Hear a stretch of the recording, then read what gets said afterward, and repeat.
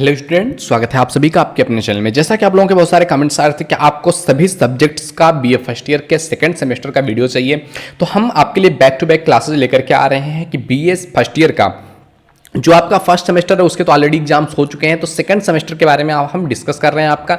And back to back लगातार आपके लिए वीडियोस लेकर के आ रहे हैं, जिससे कि आपका, क्योंकि आपको पता होगा ना, फर्स्ट सेमेस्टर में आपको काफ़ी टाइम मिला था एग्जामिनेशन के लिए, कोविड का टाइम पीरियड भी आ गया था, तो जिस वजह से आपको टाइम ज़्यादा मिल गया। लेकिन सेकंड सेमेस्टर के लिए आपको बिल्कुल टाइम नहीं है, क्योंकि सेकंड सेमेस्टर बहुत जल्द आपका एग्जामिनेशन होने वाला है, क्योंकि फर्स्ट सेमेस्टर में ज़्यादा टाइम लग गया है। तो जल्द ही आपके पेपर्स होने वाले हैं, तो आपके लिए ये सारी चीज़ें जानना कि आपको आखिर पढ़ना क्या है, आपने जो सब्जेक्ट ले लिया है उसका आपका सिलेबस क्या है और उसमें आपको पढ़ना क्या है, तो वो सारी चीज़ें आज हम इस वीडियो में डिस्कस करने वाले हैं। ऑलरेडी हमने कई सारे सब्जेक्ट्स के वीडियोज़ बना दिए हैं, अगर आपने नहीं देखा तो प्लीज़ चैनल पर विजिट करके देख लीजिए। आज की हमारा जो सब्जेक्ट है वो है मेडाइवल हिस्ट्री, मध्यकालीन इतिहास के बारे में, इसके सिलेबस के बारे में, जो कि आपका होने वाला है नया सिलेबस, तो उसके बारे में आपको हम डिस्कस करने वाले हैं। तो अगर आपने पिछली वीडियो नहीं देखी है तो आप चैनल पे विजिट करके आप वो वीडियोस देख सकते हैं। एंड आने वाली वीडियोज का नोटिफिकेशन पाने के लिए चैनल को सब्सक्राइब करके बेल आइकन हिट कर दीजिए। तो चलिए स्टार्ट करते हैं अपनी आज की वीडियो। आज का हमारा जो सिलेबस है ये आपके सामने दिख रहा है, मध्यकालीन इतिहास का ये सिलेबस है आपके सेकंड सेमेस्टर का।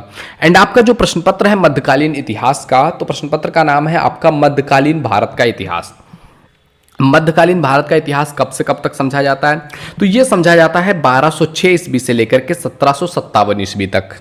ओके, तो आइए देखते हैं, क्योंकि जैसा कि हमने पिछली पेपर्स में भी देखा हुआ है कि आपका जो भी ये पूरा सेमेस्टर वाइज बनाया गया है ना, इसमें जो आपका सेकंड सेमेस्टर मैंने देखा है उसमें सभी में आपके 8 यूनिट्स हैं, यानी कि इसको यूनिट्स के रूप में बांटा गया है।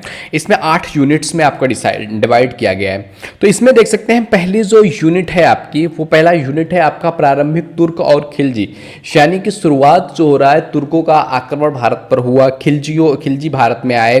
तो एक एक तरीके से कि ये पूरा वंश है, तुर्क वंश हो गया, खिलजी वंश हो गया, तो ये आपको पढ़ना है पहली इकाई में तुर्कों के बारे में और खिलजियों के बारे में, कैसे इन्होंने आक्रमण किया, कैसे इनका भारत में आगमन हुआ, तो इस चीज के बारे में पढ़ना है। दूसरा जो यूनिट है, इस दूसरे यूनिट में आपको 2 वंश के बारे में पढ़ना है। कौन कौन सा? तुगलक वंश और लोदी वंश।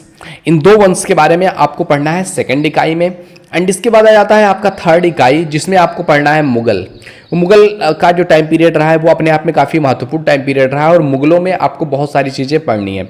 जैसे कि मुगलों में आप देख सकते हैं आपका जो थर्ड इकाई है, फोर्थ इकाई है एंड फिफ्थ इकाई है, एंड यहाँ तक कि आपका सिक्स्थ इकाई तक, सॉरी, इसमें जो आपका 7th इकाई है वहाँ तक पूरा आपका मुगलों से रिलेट कर रहा है, क्योंकि मुगलों का टाइम पीरियड काफ़ी लंबा टाइम पीरियड रहा है आपके मध्यकालीन इतिहास में। तो इसमें देख सकते हैं मुगलों में आपको जो पहला टॉपिक पढ़ना है थर्ड इकाई में, उसमें पढ़ना है आपको बाबर को, फिर बाबर के बेटे हुमायूं को, फिर उसके बाद शेरशाह सूरी का जो टाइम पीरियड रहा है, उसके बाद इसके संदर्भ में विशेष प्रशासन, भू राजस्व की प्रणाली उस टाइम पीरियड पे क्या थी, तो इन सभी चीज़ों के बारे में आपको पढ़ना है कि औरंगजेब कौन था, मतलब पहले अकबर और शाहजहां के बारे में पढ़ना है। मतलब चौथे जो यूनिट है इसमें अकबर और शाहजहां के बारे में पढ़ना है। तीसरे यूनिट में आपको बाबर, हुमायूं और शेरशाह का जो टाइम पीरियड था, हुमायूं को हरा करके शेरशाह कुछ टाइम पीरियड के लिए राजा बना था, शेरशाह सूरी, तो उसके बारे में पढ़ना है। बाबर, हुमायूं के बारे में पढ़ना है। चौथे जो यूनिट है उसमें आपको अकबर से लेकर के शाहजहां तक का पढ़ना है। अकबर से लेकर के शाहजहां तक जो मनसबदारी व्यवस्था रही वो कैसी थी, राजपूतों से संबंध कैसे थे, महाराणा प्रताप से संबंध कैसे थे, धार्मिक नीतियां कैसी अपनाई थी अकबर से लेकर के शाहजहां तक टाइम पीरियड तक। एंड इसके बाद जो 5th यूनिट आता है उसमें औरंगजेब के बारे में पढ़ना है कि औरंगजेब का राजपूतों से कैसा संबंध रहा, राजपूतों से क्या संबंध रहा, धार्मिक स्थिति कैसी थी, दक्कन की नीतियां कैसी थी, मुगलों का पतन कैसे होना स्टार्ट हो गया औरंगजेब के टाइम पीरियड के बाद से, विघटन कैसे हुआ मुगलों का, इन सभी चीज़ों के बारे में आपको यूनिट नंबर 5 में पढ़नी है।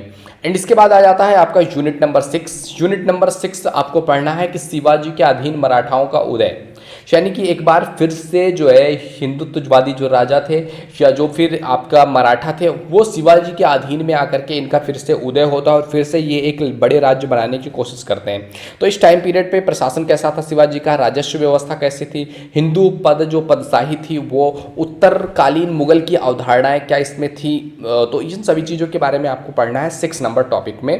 तो मुगलों के बाद मतलब किस तरीके से शिवाजी के अधीन आकर के मराठाओं ने एक नया राज्य स्थापित करने की कोशिश किया। इसके बाद जो आपका 7th है उसमें आपको मुगल के काल में वास्तुकला और चित्रकला का विकास कैसे हुआ। जैसे कहते हैं कि शाहजहां का टाइम पीरियड को कहा जाता है कि जो है सबसे बेहतरीन टाइम पीरियड रहा था चित्रकला और वास्तुकला के लिए।